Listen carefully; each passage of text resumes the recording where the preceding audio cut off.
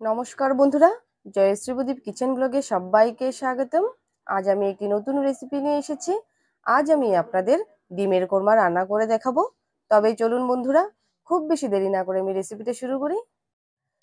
ডিমের কোরমা বানানোর জন্য আমি এখানে 5টা ডিম নিয়েছি, আর ডিমগুলো খুব ভালো করে বয়েল করে নিয়েছি এবং খোসাগুলো খুব ভালো করে ছাড়িয়ে নিয়েছি। এবারে ডিমগুলো আমি একটি চাকুর সাহায্যে একটু চিড়ে নেব। বন্ধুরা, ডিম রান্না করার সময় যদি চাকু দিয়ে একটু চিড়ে নেওয়া হয়, তাহলে কিন্তু ডিমগুলো ভাজার সময় ফোটে না, আর ডিমের ভেতরেও কিন্তু তেল মশলা খুব ভালোভাবে ঢুকে যায়। এইভাবে আমি সবগুলো ডিম চিড়ে নেব। এবারে আমি সামান্য পরিমাণে লবণ এর উপরে ছড়িয়ে দেব।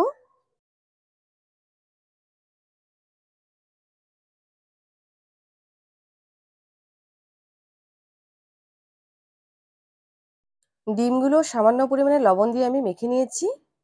রেসিপিটির জন্য আমি আরও কি কি উপকরণ নিয়েছি চলুন দেখে নেওয়া যাক।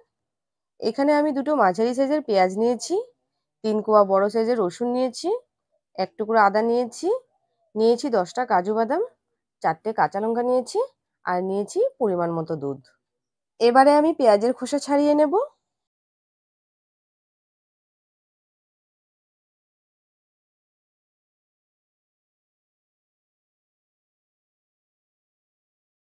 রসুনের খোসা ছাড়িয়ে নেব। আদার খোসা ছাড়িয়ে নেব। কাঁচা লঙ্কাগুলো বেছে নেব। পেঁয়াজ, রসুন, আদা এবং কাঁচা লঙ্কা আমি খুব ভালো করে ধুয়ে নিয়েছি। এবারে আমি পেঁয়াজগুলো কেটে নেব।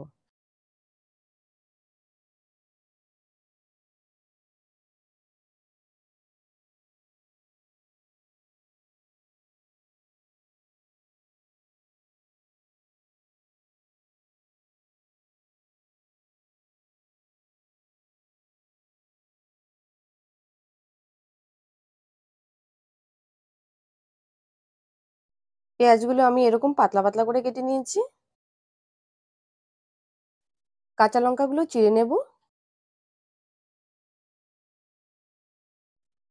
রান্নার সময় আমার বেরেস্তার প্রয়োজন হবে, তাই অল্প করে পেঁয়াজ আমি বেরেস্তার জন্য রেখে দেব, আর বেশিরভাগটুকু আমি বেটে নেব।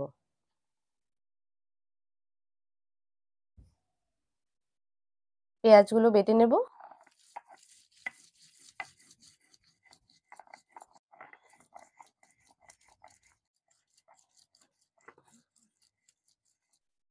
পেঁয়াজ বাটা হয়ে গেছে, এবারে তুলে নেব। এবারে আমি আদা রসুন বেটে নেব।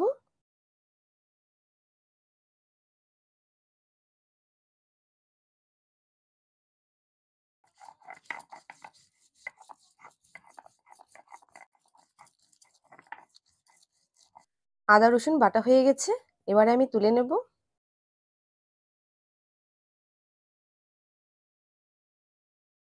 এবারে আমি কাজু বেটে নেব। সামান্য পরিমাণে জল দিয়ে বাটবো।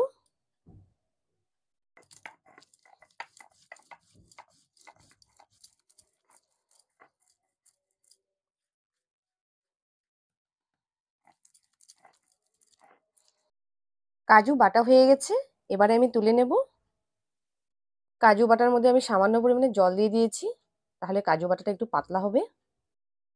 কড়াই চাপিয়ে আমি ভালো করে গরম করে নিয়েছি। এবারে আমি কড়াইতে সাদা তেল দিয়ে দেব। 2 চামচ ঘি দিয়ে দেব।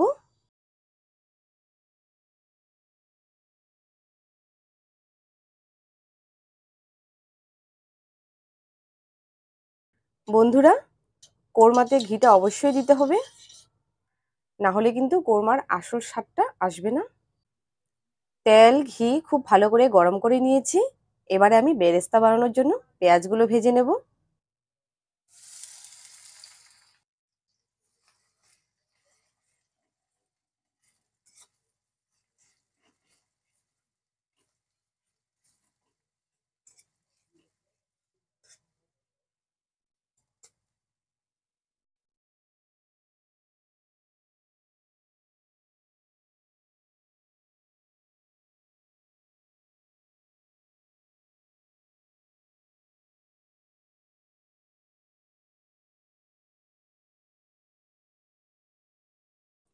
পেঁয়াজের বেরেস্তা ভাজা হয়ে গেছে, এবারে আমি তুলে নেব।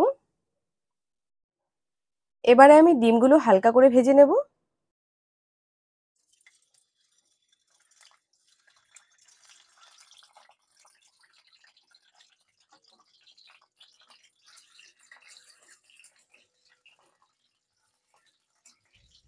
বন্ধুরা, ডিমগুলো বেশি লাল লাল করে ভাজার দরকার নেই, হালকা করেই ভাজতে হবে। ডিমগুলো আমার ভাজা হয়ে গেছে, এবারে আমি তুলে নেব।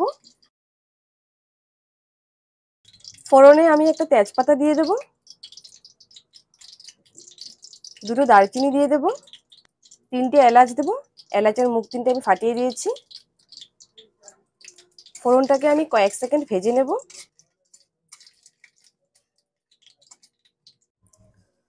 ফোড়ন থেকে একটা মিষ্টি গন্ধ বেরিয়েছে, এই পর্যায়ে আমি পেঁয়াজ বাটা দিয়ে দেব।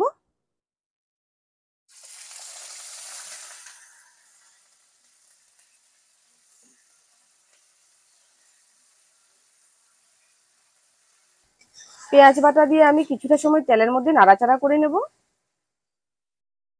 পেঁয়াজ বাটা দিয়ে আমি কিছুটা সময় তেলের মধ্যে নাড়াচাড়া করে নিয়েছি।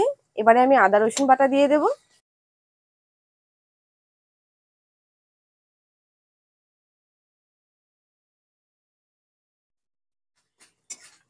আদা রসুনের কাঁচা গন্ধটা চলে না যাওয়া পর্যন্ত একটু ভেজে নেব।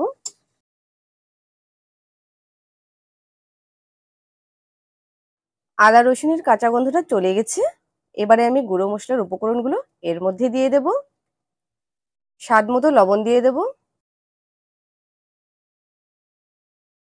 হাফ চামচ জিরে গুঁড়ো দিয়ে দেব, হাফ চামচ ধনে গুঁড়ো দিয়ে দেব, সামান্য পরিমাণে গরম মশলার গুঁড়ো দিয়ে দেব। এবারে কাজু বাটা দিয়ে দেব। এবারে সবকিছু খুব ভালোভাবে মিক্স করে নেব।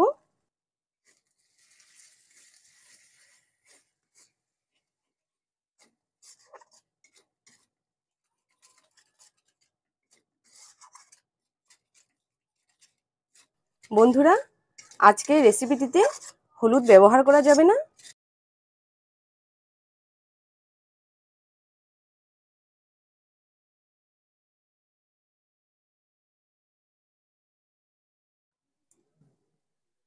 মশলাগুলো কষানো হয়ে গেছে, এবারে আমি ভেজে রাখা ডিমগুলো এর মধ্যে দিয়ে দেব।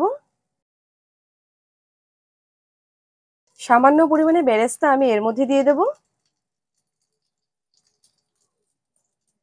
ফ্লেমটাকে আমি লো করে দিয়েছি। এবারে সবকিছু খুব ভালোভাবে মিক্স করে নেব।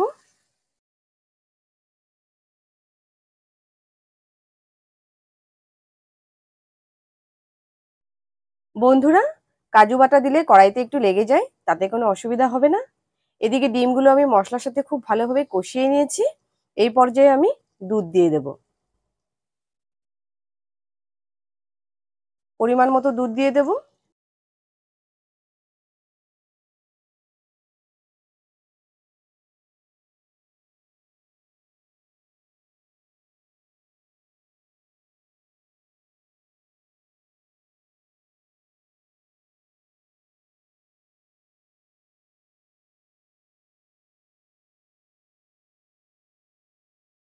এবারে আমি চেরা কাঁচা লঙ্কা দিয়ে দেব।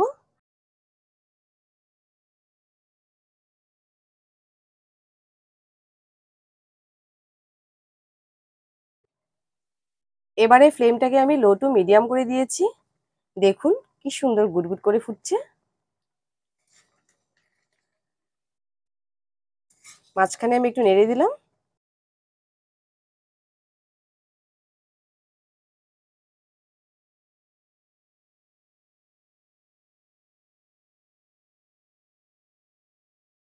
রান্নাটা আমার প্রায় শেষের পথে।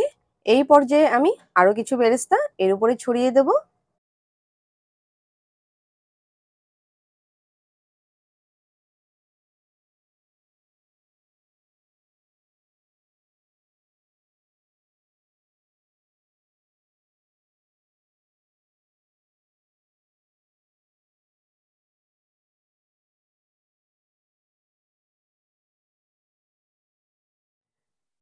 এই যে দেখুন বন্ধুরা, ডিমের কোরমার এই রেসিপিটা দেখতে কতটা সুন্দর হয়েছে, খেতে কিন্তু ততটাই সুস্বাদু হয়। আপনারা একবার হলেও বাড়িতে এই রেসিপিটা ট্রাই করবেন এবং খেতে কেমন হয়েছে অবশ্যই আপনাদের মতামত আমাদের কমেন্ট বক্সে লিখে জানাবেন। এদিকে দেখুন, আপনাদের সাথে কথা বলতে বলতে আমার রেসিপিটাও কমপ্লিট হয়ে গেছে। এবারে আমি গ্যাস অফ করে দেব।